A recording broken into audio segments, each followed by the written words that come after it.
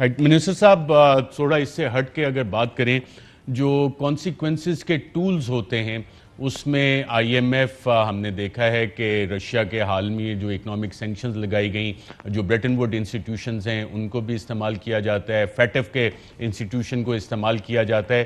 کیا یہ تمام چیزیں پاکستان کے خلاف استعمال ہوتی رہیں اور آئندہ بھی ہوتی رہیں گی؟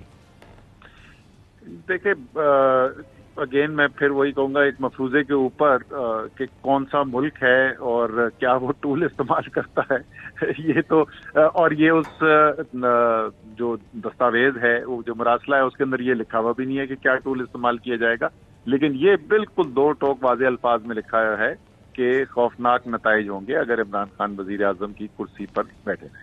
منسٹر صاحب، آپ نے کہا نواز شریف اس کے مین کردار ہیں، وہ کس طرح سے مین کردار ہیں؟ دیکھیں، وہ باہر بیٹھے ہوئے، وہ غیر ملکی ایجنسیوں کے ساتھ ملاقات کرتے رہے ہیں، ان کے تانے بانے جو ہیں وہ ان ممالک کے ساتھ، ان کے ساتھ بھی ممالک کے ساتھ ان کی میٹنگز ہوتی رہی ہیں جو پاکستان کے دوست نہیں سمجھے جاتے. صرف یہ نہیں کہ وہ پاکستان کے دوست ممالک تھے یا بین الاقوامی جو طاقتیں ہیں ان کے ساتھ، بٹ ان لوگوں کے ساتھ بھی ملاقاتیں ہوتی رہی ہیں. آپ کو پتہ ہے افغانستان میں وہ حمداللہ جو سخت پاکستان کے خلاف تھے اور کتنی انہوں نے سخت باتیں کی تھی پاکستان کی فوج اور اس کے خلاف، اس کے شاید کوئی چند دن کے بعد تو بیٹھے ہوئے تھے نواز شریف کے ساتھ.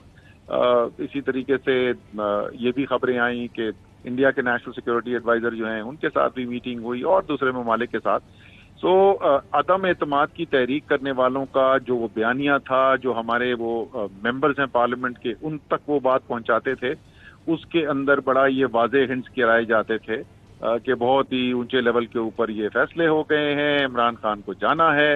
اور ظاہر ہے ماسٹر مائنڈ جو باہر بیٹھے ہوئے ہیں وہ تو ہیں ہی ہیں، لیکن اس کے علاوہ بھی پی ڈی ایم کی لیڈرشپ اس سے لا علم نہیں ہو سکتی. ان کا بھی جو سارا بیانیہ ہے اس کے نیچے جو ہے وہ ہم نہیں کہہ سکتے کہ کتنا نیچے تک وہ جاتا ہے. ہو سکتا ہے صرف چند لوگ ہوں اپوزیشن کی لیڈرشپ پہ جن کو اس بارے میں علم ہو.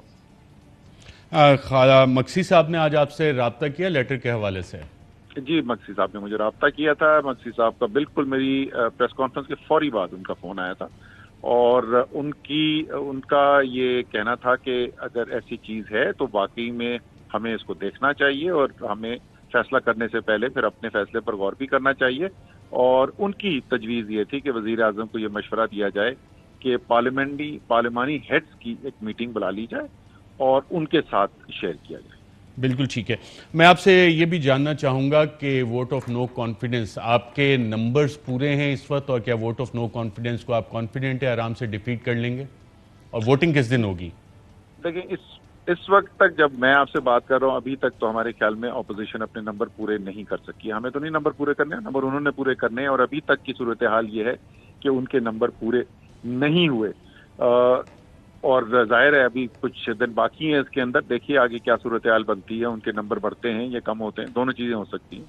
رائٹ. طارق بشیر چیمہ صاحب کے ساتھ بھی کچھ رابطے ہوئے ہیں، آپ کے رابطے ہوئے ہیں یا کافلی خود کر رہی ہے؟ نہیں، وہ ان کا اندرونی مسئلہ ہے. چودھری پرویز الہی جو ہیں وہ اس کو ہینڈل کر رہے ہیں، اور کم سے کم ان کا اور مونس کا یہ ماننا تھا کہ جو بھی وہ فیصلہ ہوگا، جو پارٹی کا فیصلہ ہے اسی کے مطابق ہوگا. بٹ یہ ان کا اندرونی معاملہ ہے، ہم ان کے ساتھ براہ راست کوئی انٹرفیئر نہیں کرنے کی کوشش کریں. اور ترین گروپ اور علیم خان گروپ، ان کے ساتھ کیا بات چیت چل رہی ہے؟ کوئی پازیٹیو انڈیکیشنز ہیں؟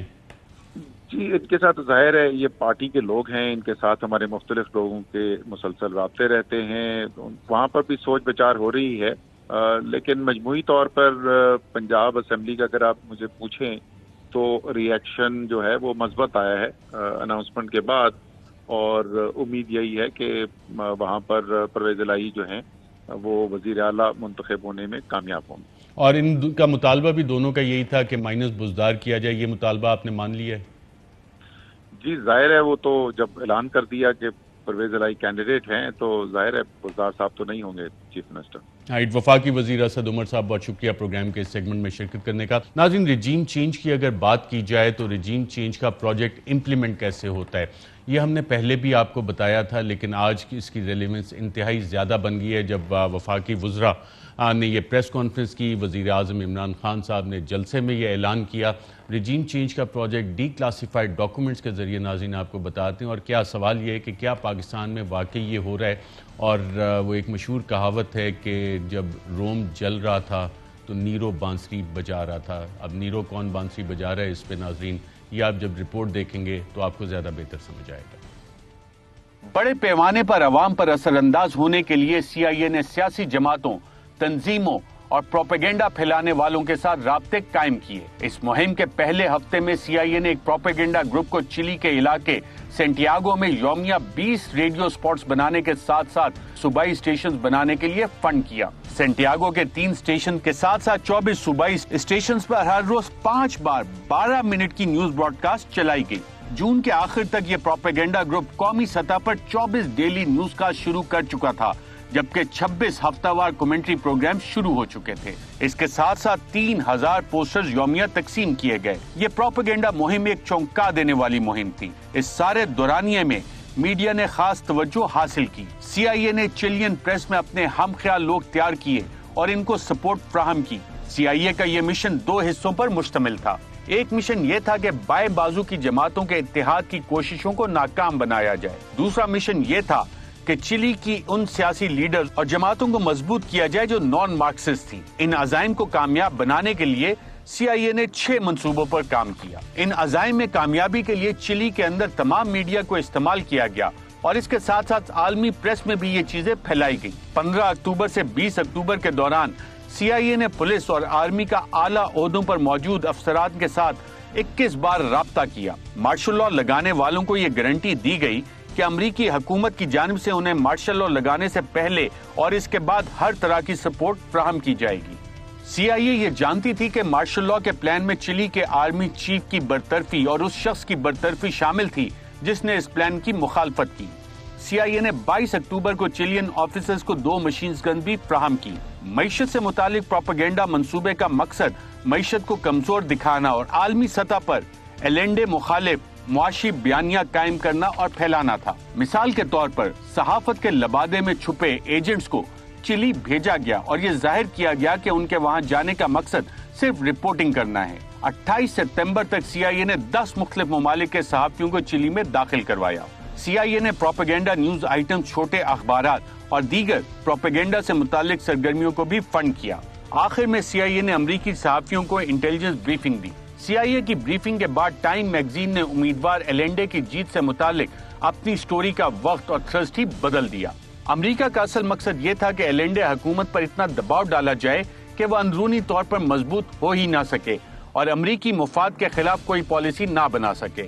اس کے لیے امریکہ نے معاشی امداد بھی روک لی. امریکہ نے عالمی اقتصادی اداروں کے ذریعے بھی چلی پر دباؤ ڈلوانا شروع کر دیا تاکہ اس کی معاشی حالت خراب ہو. اس کے بعد اپنے اصل خفیہ منصوبے پر کام کرتے ہوئے 40 کمیٹی نے منظور کیے گئے فنڈ میں سے آدھے چلی کی اپوزیشن جماعتوں کو فراہم کیے، جن میں Christian democratic party, national party اور دیگر گروپ شامل تھے. سی آئی اے سے فنڈ ملنے کے بعد اپوزیشن جماعتیں اس قابل ہو گئیں کہ وہ اپنا اخبار اور ریڈیو اسٹیشن قائم کر سکیں. اپوزیشن کی تمام جماعتوں کو اپریل 1971 کے میونسپل الیکشن، مارچ 1973 کے کانگریس الیکشن اور مرحلہ وار ضمنی الیکشن سے پہلے فنڈز فراہم کر دیے گئے. 40 کمیٹی نے اپوزیشن، میڈیا اور پروپیگنڈا مہم کو جاری رکھنے کے لیے بڑا فنڈ منظور کیا. اپوزیشن کی پبلیکیشنز کے لیے $1.5 بلین کے فنڈ جاری کیے گئے اور اس طرح چلی میں میڈیا کی آزادی برقرار رہی. اکتوبر 1972 میں 40 کمیٹی کی جانب سے 3 پرائیویٹ سیکٹرز کے گروپس کے لیے $1 لاکھ کے فنڈ جاری کیے گئے، لیکن سی آئی اے کے مطابق یہ فنڈز 1973 کے کانگریس الیکشن میں اپوزیشن کے امیدواروں کو سپورٹ فراہم کرنے کے لیے دیے گئے. سی آئی اے نے چلین ملٹری کے اندر بھی اپنے ایسٹس پیدا کیے جن کے ذریعے اہم معلومات حاصل کی گئی. ستمبر 1971 میں جب یہ سارا سیٹ اپ مکمل کر لیا گیا تو سی آئی اے کے سینٹیاگو اسٹیشن اور ہیڈ کوارٹر واشنگٹن میں یہ طے کیا گیا کہ اب اس نیٹ ورک کو کیسے استعمال کرنا ہے. جی ناظرین، آپ نے دیکھا کہ ریجیم چینج کا آپریشن کیری آؤٹ کیسے ہوتا ہے، کس طرح سے اس میں کام کیا جاتا ہے. یہ تمام وہ باتیں آپ کو سنی نہیں لگ رہی جو کہ وزیر اعظم اور وفاقی وزراء آج کل کر رہے ہیں. اور اگر یہ نیشنل سیکیورٹی کا ایشو ہے تو اس خط کو اتنا چھپایا کیوں جا رہا ہے؟ ایک انڈیٹڈ، انسائنڈ کاغذ کے اوپر نواز شریف سپریم کورٹ چلے گئے اور جوڈیشل کمیشن بن گیا. اتنا سیریس نیشنل سیکیورٹی کا ایشو کردار کیا بے نقاب کبھی نہیں ہوں گے. اہم ترین خبریں اب ایک کلک کی دوری پر. ہر لمحہ باخبر رہنے کے لیے سبسکرائب کریں ہمارا YouTube چینل. اپنے موبائل فون سے ملکی اور بین الاقوامی اہم خبروں تک رسائی کے لیے ڈاؤن لوڈ کیجیے موبائل ایپ. باموثوق ذرائع سے مصدقہ خبروں، تجزیوں اور تبصروں سے مستفید ہونے کے لیے وزٹ کیجیے پاکستان کی سب سے بڑی news website. ARY news پہنچا رہا ہے خبریں سب سے پہلے آپ تک، تاکہ آپ رہیں ہر لمحہ باخبر.